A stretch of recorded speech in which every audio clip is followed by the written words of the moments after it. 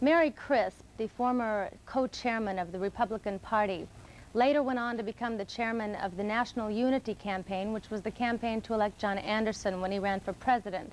She is now involved in her own consulting firm and is speaking around the country on women's issues, civil rights, and the new right, and she's with us this morning. Good morning, Mary. Hi, Tranette. It's nice to have you here. Thank you. Mary, when it was obvious to you that Ronald Reagan was going to become the Republican Party's nominee for the presidency, you decided not to run for co-chairman. What happened between you and the Republican Party? Well, I really had no choice, and I think what happened to Mary Crisp was what really has happened to the Republican Party in terms of its new complexion and the new right leadership. It really boiled down to abandoning certain basic principles that the Republican Party had always stood for. And you did not feel that you could work within an administration that... No, especially, Jeanette, if you looked at that Republican platform at that time, which was really a manifestation of the thinking of what was to be the Reagan administration, when you abandon a 40-year commitment to the Equal Rights Amendment and ask for a constitutional amendment banning abortion. I mean, my party, the party of Lincoln, had always championed individual rights and freedom of choice. And those very principles were going to be denied. Mary, you later went on to become the chairman of the campaign for John Anderson. And though he was a third-party candidate and the polls showed that he would have very little success, what swayed you to work for John Anderson? Well, first of all, John Anderson was not a third-party candidate. He represented a force in the country that was unique in American politics, because over 60% of the people were not in favor of the candidates of either of the major parties.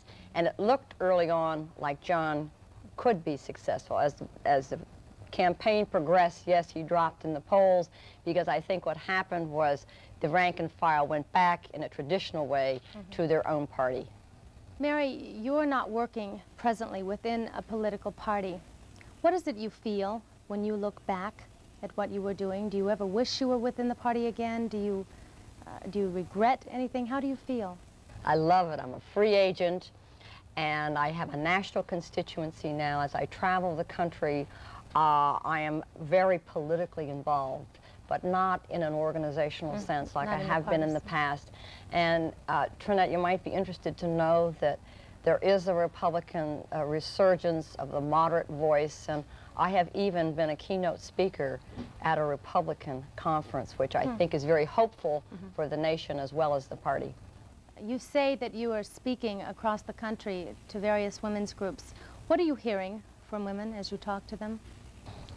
Well, women feel two ways. One, the Reagan administration, they claim, has been a catalyst, because the momentum to support women's rights is increasing daily, but it's because the Reagan administration really wants to denigrate and subjugate American women and restore patriarchal control through the family, the church, and the state. And the dismantling of all the programs today, whether it's EEOC, affirmative action, or whatever, really are hurting women and poor women and minorities the most. So you're hearing a dissatisfaction That's right. among women. In light of this administration, Mary, where do you think the women's movement is headed? Is it progressing? Is it stagnant? Where is it going? Well, the women's movement will continue, and I think it's growing stronger. But I think it's going to have new strategies, new tactics. I think the emphasis is going to be on women running for public office, something that I have always been interested in. And I think we're already planning our strategies for July 1 of 1982.